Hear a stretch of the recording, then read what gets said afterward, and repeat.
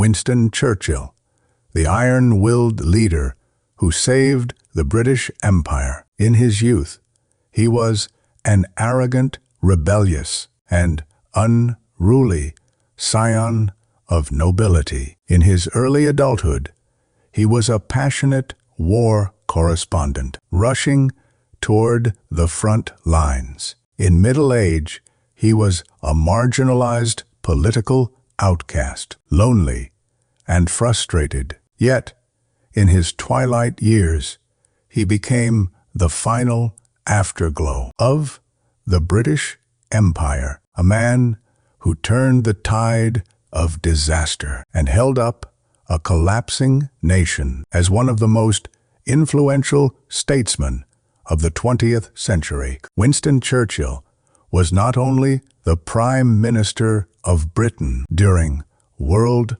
War II, but also a multifaceted individual, a military strategist, an orator, a historian, and an author, even a painter and an architect. Furthermore, Churchill was a notorious chain smoker. Conservative estimates suggest he smoked 250,000 cigars throughout his life, and his habits of heavy drinking and staying up late were legendary. Doctors early on predicted he would not live past 60, yet Churchill, with his daily routine of cigars and whiskey, lived to the ripe old age of 91. He not only led Britain to victory in WW, but also continued to write prolifically after leaving office, eventually winning the Nobel Prize in Literature. From his turbulent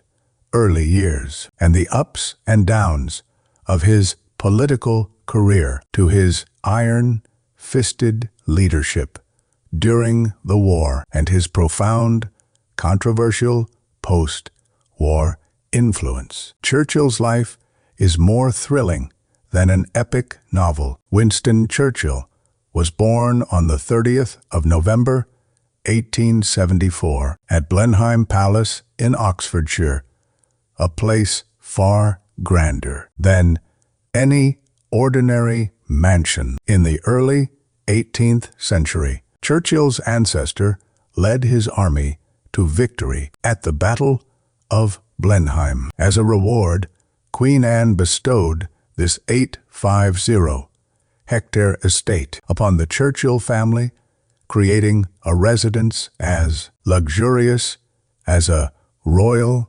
palace. Young Winston was born with a silver spoon in his mouth. His father, Lord Randolph Churchill, was a founder of the conservative Tory democracy and became Chancellor of the Exchequer in his 30s. His mother, Jenny Jerome, was the daughter of an American millionaire and a famous socialite in London. No party was considered elite without her presence. However, despite his top-tier upbringing, young Winston had his own share of troubles because his parents were preoccupied with their careers and social scene, always working or hosting parties. They had little time for their child. Young Winston was left in the care of a nanny. This lack of companionship was like a crack in his foundation, allowing seeds of rebellion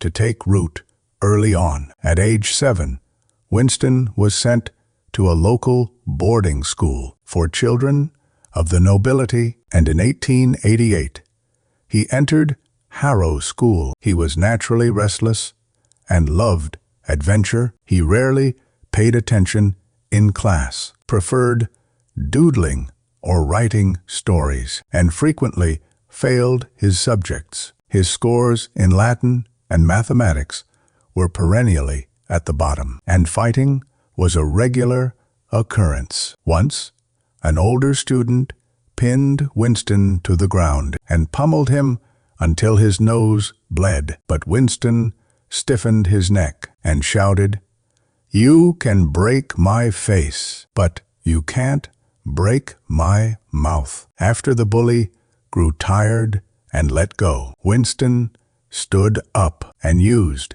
every ounce of his strength to strike back. This never give up attitude would define his entire life. To his teachers, a student like Churchill was a thorn in their side. One teacher noted in his report, "This student has mediocre intelligence and no future to speak of." However, while his grades in the sciences were poor, his English and history were quite good. His writing, in particular, was precise and powerful, laying the groundwork for his future literary career. By December 1892, the 18-year-old Churchill graduated from Harrow. His grades remained poor, and his other academic pursuits were lackluster. Given his passion for the military, his father,